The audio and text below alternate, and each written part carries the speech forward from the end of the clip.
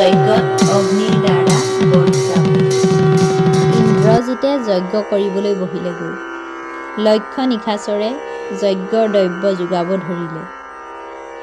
ৰঙা ৰঙৰ বস্ত্ৰ ভাৰে ভাৰে তালৈ আনিব ধৰিলে। ৰঙা বৰণৰ ফুলৰ মালা, ৰঙা চন্দন বুজাই বুজাই সৰপত্ৰ পাৰি দিয়ে।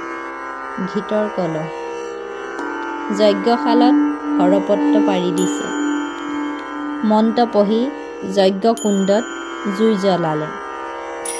কোটি কোটি ছাগলী কাটি আহুতি দিলে। 10,000 বিপ্ৰই চাৰিওফালে বহিছে। অগ্নিৰ দুৰ্জয় শব্দ, মেঘৰ গৰ্জনে বিংশতি যোজন। জুইৰ শিখাই গগনত উঠিব ধৰিলে।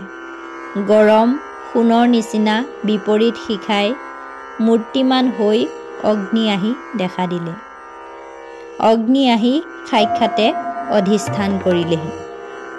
আখৈ, দুগ্ধ, দধি, মধু পান কৰিলে। ইন্দ্ৰজিতে অগ্নিৰ পৰা যি বৰ বিচাৰিছিল সেই বৰ সুখেৰে পালে। ইন্দ্ৰজিতৰ দ্বিতীয়বাৰ যুদ্ধলৈ গমন। যজ্ঞ সমাপ্ত হোৱাত বীৰে গৈ সজাই থোৱা ৰথত সংগ্ৰামৰ কাৰণে লাফ দি উঠিলেগৈ। ছত্ৰ দণ্ড শিৰত তুলি ধৰি আছে। পূব দুৱাৰত উপনীত হৈ কাট মাৰ কৰিবলৈ ধৰিলেগৈ। পূব দুৱাৰত নীলৰ সেনাই আগুৰি আছিল। ইন্দ্ৰজিতৰ সেনা দেখি অগণন বান্দৰ সেনাই পলাবলৈ ধৰিলে। মেঘনাদে ৰথৰ ওপৰত বহি হাঁহিবলৈ ধৰিলে। বান্দৰ সেনাবিলাক পলোৱা দেখি নীলবীৰে সকলোকে বাধা দিবলৈ ধৰিলে আৰু লাফ মাৰি মেঘনাদৰ ওচৰলৈ গ'ল। নীলে ক'লে, ঐ মেঘনাদ, সুগ্ৰীৱে শ্ৰীৰামৰ গুণত ৰাজ্য পালে আৰু ৰাৱণক বধ কৰি বিভীষণক ৰাজ্য দিব। সুগ্ৰীৱৰ বল অতুলনীয়। সাগৰৰ দুকুল বান্ধি একুল কৰিলে। ৰাক্ষস সেনাক মাৰি নিৰ্মূল কৰিলে।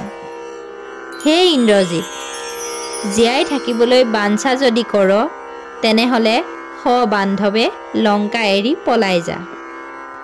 ইন্দ্ৰজিতে ক'লে, বেটা, অস্ত্ৰ ধৰিব নাজান, কেৱল কথাৰ বাহাদুৰি। তোক এতিয়া একে পাত বানে জমালয়ে পঠাম।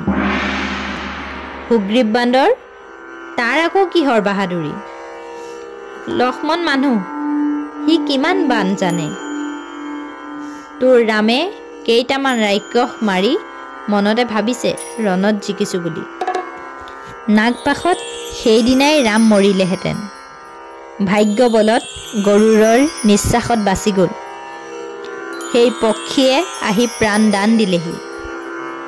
ধিক, তই বান্দৰ, তাৰ প্ৰশংসা কৰিছ। ৰাৱণৰ পুত্ৰৰ মুখত এনে কথা শুনি বৰ দুখ লাগিল। নীলে ক'লে, নিশাচৰ, তই নমৰিলি, মৰিলে তোৰ খুৰা কুম্ভকৰ্ণ। যিমান ৰাক্ষস আহিছে কোনোৱেই অস্ত্ৰ ধৰিব নাজানে। আজি তোক মাৰি তোৰ পিতাৰক মাৰি বিভীষণৰ ওপৰত দণ্ডছত্ৰ ধৰাম।